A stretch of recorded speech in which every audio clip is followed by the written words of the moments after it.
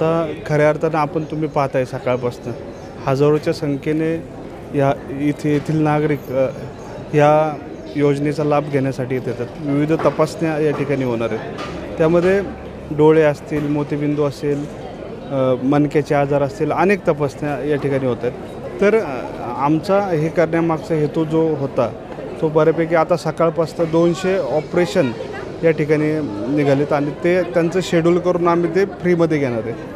लहान मुलांच्या हृदयाला होल आहे, 6 लहान मुलांच्या हृदयाला होल आहे, त्याचं पण ऑपरेशनचं प्लॅनिंग जहांगीर हॉस्पिटलला आम्ही आत्ता केलं।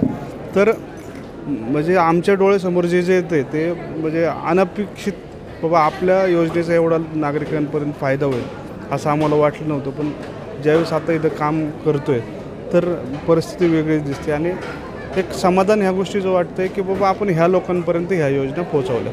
ज्यावेळेस आपण एखादं समाजकार्य करतो हे महत्त्वाचं नसतं की तो आपला मतदारच असावा। आपण काही कार्य अशी करायची असतात ती जे समाजाला आपले देणं असतात त्यातला हा एक भाग म्हणून आम्ही केलं आहे। म्हणजे असा याच्यात कुठलाही उद्देश नाही की आमच्या प्रभागापुरतं लिमिटेड ठेवलं। सराउंडिंग नांदेडचा पेशंट मगाशी होता, त्यानंतर तुम्हाला सांगतो पुण्यातले काही पेशंट होते, किडनी ट्रान्सप्लांटचे, लहान मुलांचे होल, हे काही सगळे आपल्या वॉर्डमधलेच आहे असं काही नाही। पण एक सामाजिक उद्देश साध्य व्हावा हीच इच्छा आहे आमची।